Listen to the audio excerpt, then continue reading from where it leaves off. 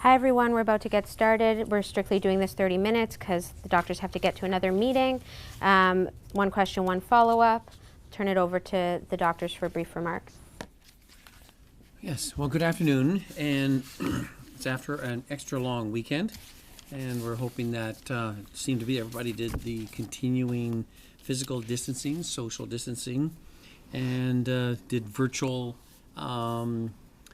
faith gatherings, virtual family gatherings, virtual events. So I think I plotted all the different ones I saw, and I did take part in virtual gatherings, so that was a different reality and how to make it work, and I thought it went very well. And so today we're both back together again to do the information material. And as always, after a weekend, the data gets a bit of a flow thing with tests coming in. And after a long weekend, it's even more complicated with more times and delays and different aspects coming through there. So we're going to look at our data and our data points today and see where we stand. And then I'll have a few comments to make after Dr. Yaffe does the numbers. So over to Dr. Yaffe and the data for today. Okay, thank you.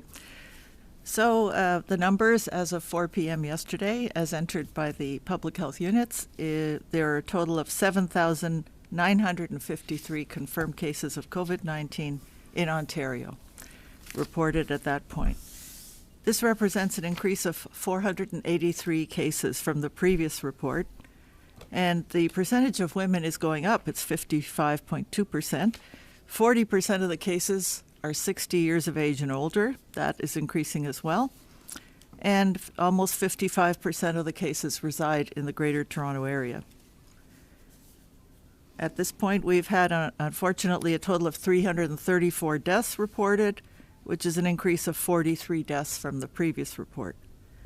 And we're aware of at least 93 outbreaks having been reported in long-term care homes, involving 136 deaths, some of which were lab confirmed, some are epidemiologically linked. We continue to see the number of resolved cases increase. We're now at 45% of cases, or 3,568 cases resolved. The number of healthcare workers who have tested positive to this point, cumulatively, is 857, or 11% of cases. This is not the number that is currently positive. It's the cumulative number since the beginning. We have currently 769 patients with COVID-19 hospitalized, which is an increase of 9 from the day before. 255 of them are in ICU. The number in ICU has gone down by 8. And of those in ICU, 199 are on a ventilator. That number has gone down by 4. In terms of the lab testing, we have now tested almost 113,100 people in Ontario. At this point, 2,107 are still under investigation. In the last 24 hours, close to 6,500 tests have been processed. I'll turn it back to Dr. Williams. Thank you. Okay, well, thank you. And looking at the data, as I was saying before, we're trying to assess if we're totally out of any impacts of the travel. And right now, our overall percentage, that has dropped down considerably. So I would have to say very few have to do with the travel related. We're getting more and more reports of case contacts and more, unfortunately, of some events in the previous 2 to 3 weeks where people had decided to get together with others and thought it was okay to have communal gatherings, and some have reported then that a case was involved in it, unbeknownst to them, and they in themselves have become positive. So I think that that kind of laxity in that side has shown itself with some more cases being identified at this time here, and we're still at 483. The good aspect is that unlike the predicted model where we would be doubling our number of cases every on a bad case every 4 to 5 days, on a reasonable model every 7 to 8 days, we're not even doubling on 7, 8, or 9, 10 days. We're plateauing at our numbers in the mid 400s. The 483, we have the weekend effect to try and build that in and cover that as well. So instead of the numbers dropping off precipitously, the good news is that they are plateauing. As I said, we're hoping to get a report back from our modelers on how we're doing. The other aspect that's of a point, as Dr. Yaffe has alluded to, is that our emergency department visits related to COVID have dropped off somewhat significantly, as well as our number of ICU admissions is down a little bit. So again, I would say the number of movements around the ICU admissions and that up or down by about 4 or 5 or 6, I don't think is significant. It means the good news is that it seems to be plateauing, where they were supposed to be going up fairly precipitously if we had a worst case scenario, up considerably for a moderate and went up mildly for a good scenario. So we're interested to see how that compares. The other thing that's interesting, when we sat down with our federal, provincial, territorial members, we looked at the Canadian data from the Chief Public Health Officer of Canada, and they were noting that there's a number of evidences across the country that a number of the provinces, including ours, looked like they were plateauing, if you may use that term, in that regard. And the other thing that's interesting is that while we do tests, and no one does population-wide testing. If you do a test a certain number and you expand the criteria like we're doing here, you may get more tests because the positivity rate of those tests actually has more indication of how it's going than the quantity of the tests. Now, that may seem like an interesting statistic, and that's what the federal government looks at. And same we do with our flu season every year, where we start off at a low percent, it goes up to a maximum, then comes back down again. So same as our one in Canada peaked at around 12%, 13% positivity around the 4th of April, and was already coming down to 10 and under 10. So in Ontario, we're at about that 10% rate anyways, and I'll be interested to see if our percent positivity decreases, even if our number of tests we do goes up and we get some more cases reported by a statistical prediction. So I think those overall seem well. The main focus is what we're trying to address here, and as the Premier had spoken about on the press conference, is dealing with the long-term care facilities. Then after that, the retirement homes and other group and residential type settings in the province, as well as other high-risk settings. And we have been working at a strategy to increase the testing in that regard. And we are laying out a program in that we hope to have present to our cabinet later today, and then they'll have some more announcements tomorrow with details of that, of how we're going to assist in that regard, looking at using resources within the province, the long-term care facilities, the wide variety of facilities, what they have and don't have, adding resources from public health units to assist in that regard, expertise from Public Health Ontario, expertise from Ontario Health, and resources when needed from the acute care sector to assist on certain issues as we lay them out in our program. We'll have more details tomorrow that could handle that, because if the hospital vacancy remains at its low right now and the ED visits are down and we don't have a massive peak coming up, we could use such resources and expertise to assist in our long-term care sector accordingly. So we're looking at all sorts of aspects there in that. It's interesting, as Dr. Yaffe had noted, that our deaths related to long-term care homes is 136, which is less than 50% of our total deaths in the province, whereas on the national basis, as the Chief Public Health Officer reported on the weekend, it makes up 50% of all the deaths in the province, in the country, is related to long-term care. So there's that aspect. The other one is, it's intriguing, as Dr. Yaffe alluded to, is that our cases have gone up. So there's a 10% difference between females and males, and yet on the national level, the deaths are more predominantly males than females. So it shows you we have some variations within the province and across the country therein. So with those aspects there, I'm going to ask our people to open up for questions. Okay, we'll take questions from the first caller.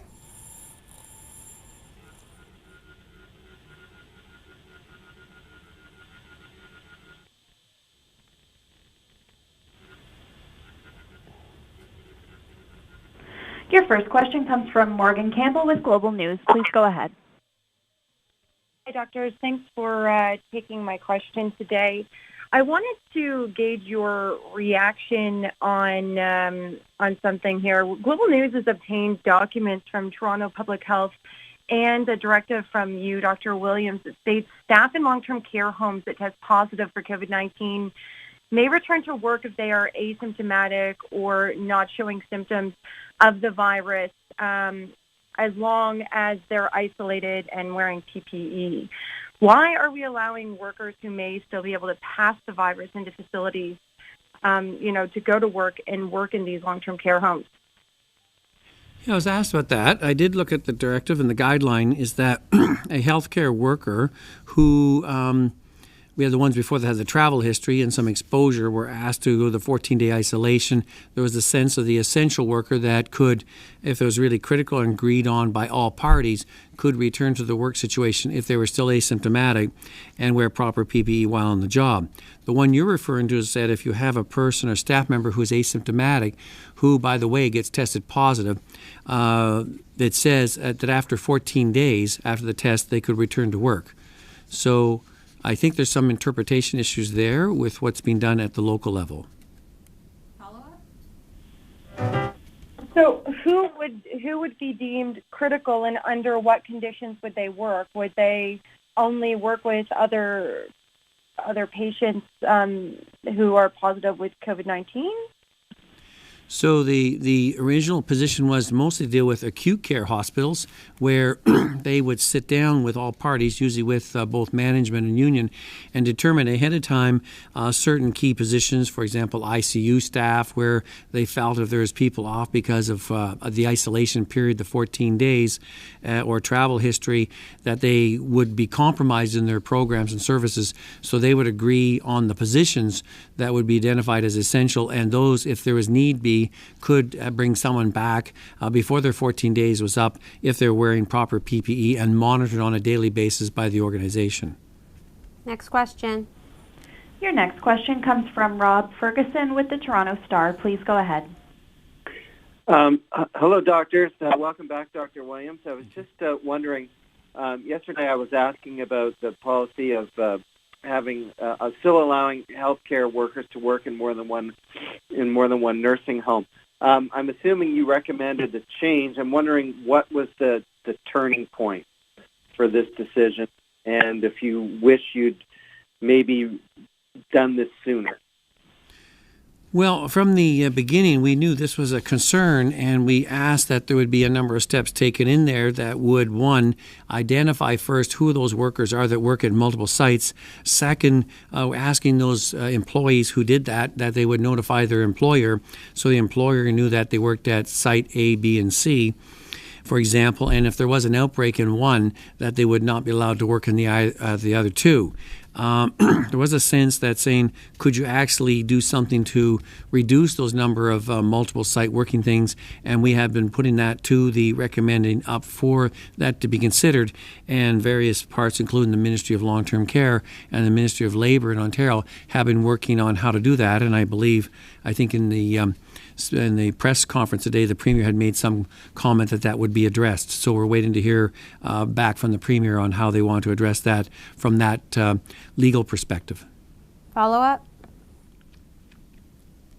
I'm just wondering, you were talking about the extra resources in hospitals now that we haven't seen this surge. So what kind of hospital-based teams do you expect to be deployed in nursing homes? Can we get some detail around that?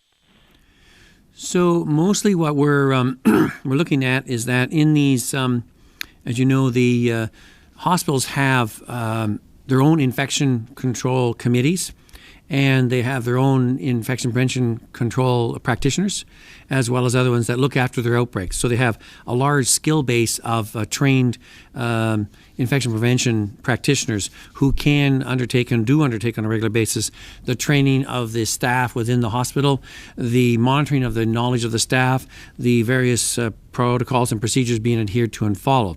So they've been doing that, ramping that up quite aggressively over the last number of weeks, preparing for how bad it could or get in the future and there. As such, since they have done some of that already, if we have a need out in the long-term care facilities because our public health staff are stretched, if you need to have more expertise to go out and help in training, education, and assessing of things around personal protective equipment, proper protocols around infection prevention control, and outbreak management accordingly, then we certainly would like to utilize that resource because they have the expertise since they have been able and have been running it within their institution institutions over the last number of months. They do it all the time, but even more the last couple of months in regards to COVID-19. So we're hoping to utilize some of that expertise to help us to do any gap analysis and fulfill that as far as a knowledge base, practice base, and I would say assessment and solution finding to work very fast at the long-term care issues, especially those in outbreak if and when they occur. Next question. Your next question comes from Phil Perkins with CH News. Please go ahead. Hello there. As Dr. Yaffe mentioned, the amount of people in ICU beds and ventilators is down.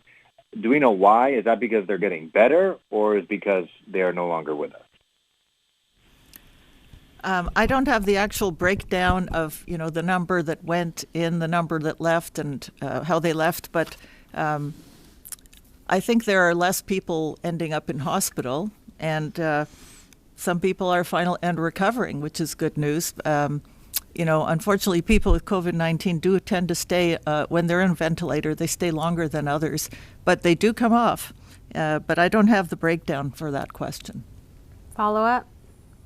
And when are we expecting the extra hands from hospitals to be implemented and working full-time at the long-term care facilities?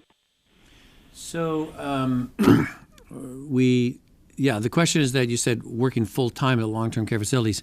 We were mostly wanting to use them as soon as we can, especially if we go through our assessment, identify that there is needs in various long-term care facilities, because there's quite a wide variety of long-term care facilities.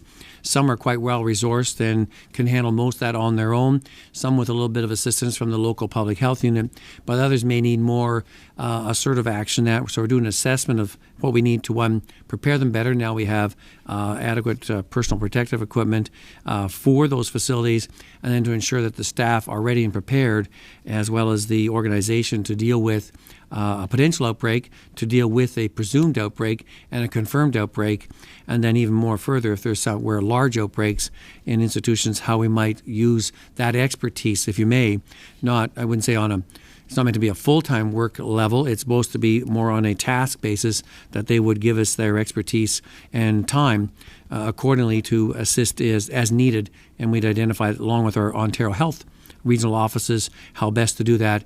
So it would be like a partnership, if you may, with the institution, local public health, Ontario Health Regional, as well as the facilities in that area, as well as expertise centrally, as much as we need to ramp up accordingly to give all the advice they need to deal with an issue efficiently, effectively, and as quickly as possible.